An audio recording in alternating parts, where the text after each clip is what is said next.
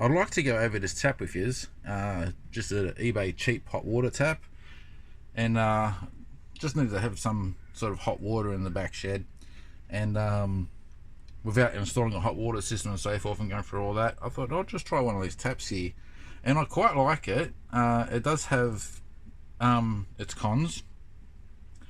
So when you first turn it on, if you were to turn it on, just go straight flat out, you want hot water, it shows you on the front there the temperature that I guess the water's bypassing the element inside, and it slowly creeps up and slowly creeps up, but there's not, I guess that's probably about 30 degrees that's coming out of there right now, but we'll just have a look at that. I'm trying to coordinate both ends together. Now let's come, the temperature of that pipe is 25. You can't do the water itself, can I?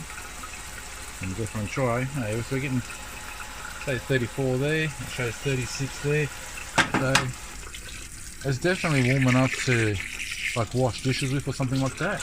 But as long as you have it on full, it takes a long time to warm up, but you're not going to get terribly hot. So what you want to do is bring the tap slower so the water passes the element slower. So about there. Now you'll watch that it slowly gets hotter and hotter.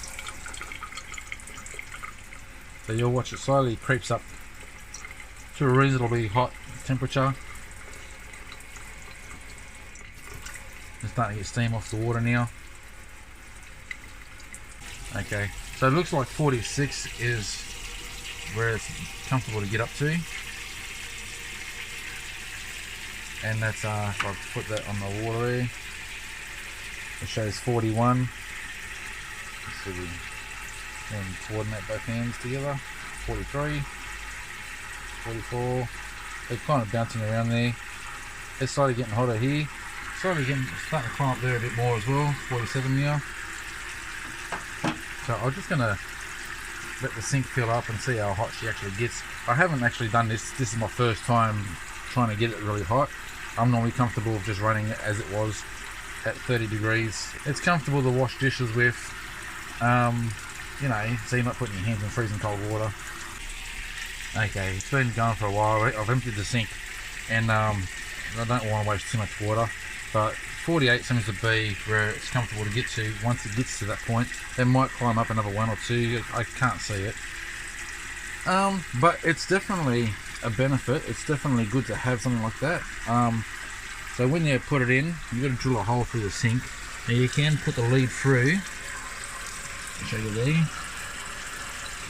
So you can put the lead through the sink as well to make it all tidy, make it much more attractive. I didn't want to, or basically I couldn't be bothered. So that means after you drill the hole, you're going to have to file in a groove as well for the lead to pass through. Then you have to put insulation around that as well, so the lead doesn't cut into the sink. And I just couldn't be bothered. So mine's just like on an extension lead. And to be quite honest, I think this particular thing should be on a 15 amp lead, not a 10 amp, because I'll give you an example. So the lead right now, this is the most stress I've had it under, and the lead is getting up to 31 degrees there. It's getting warm, but it's not too bad. I've seen worse.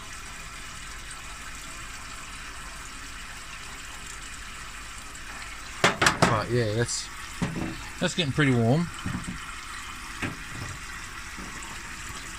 and yeah, this lead as well, about as hot as the extension lead, so it's getting pretty warm. And should have been on a 15 amp plug. So now I probably want to have this hardwired as short as possible to, if you're going to make it a permanent fixture. I only use this sometimes, so I don't really care.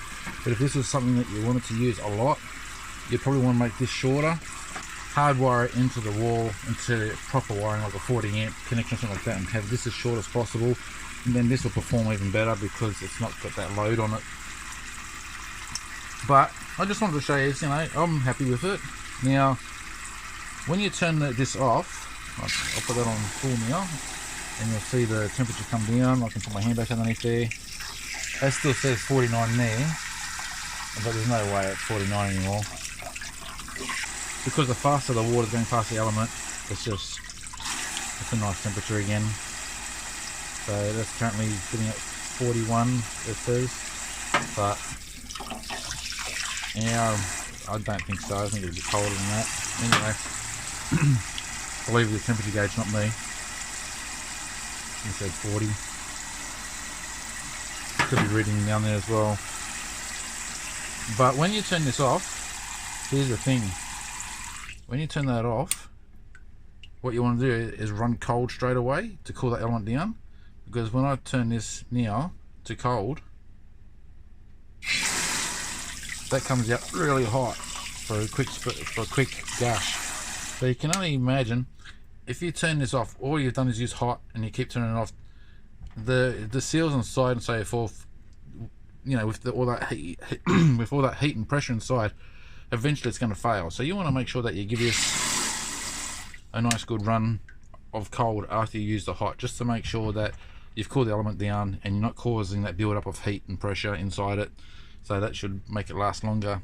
But anyway, like, I'm not professional, I'm just saying this is what I got from eBay, and I find that very handy, and saves me having to run a hot water line or putting a hot water system in. Just a nice, I think it was 50 bucks or something like that. I'll do a screenshot of the computer and show you quickly. So yeah, if you're interested in getting one, I don't know, I'd say yeah, it's worth it. This comes off as well. I didn't know that until just right now. Access to the power. So there's the element in there. Better not be touching that for a second. This will come off? No. And this part here comes off, so you can change that nozzle if you want to. So you've got the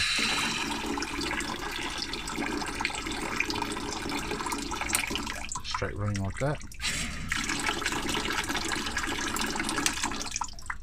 So it is the same, I think, as any normal tap would be. So if you wanted to put a different head on top of that, you could. I don't know if they can get a shower fixture for it, but I wouldn't use this for camping, that's for sure. It just requires too much power. There's just too much load on this lead. I'll turn this light off for a second, so hopefully you can see the way it dims when I put the tap on. You'll notice that the lights behind me dim. I don't know if you noticed. Anyway, I noticed it. I don't know if the camera's picking it up. I guess that'll show up once I upload it. But yeah, it does put a bit of load on an extension lead. So the shorter, like I said, you can make that lead and put it into wiring that's behind there, like a proper 40 amp wiring or something, household wiring. That would be perfect for this. But yeah, it's I can't really say much more about it. This is the first time I've ever gotten something like this, and I'm happy with it. So just wanted to show you what I've got and help you decide if you want to get it or not.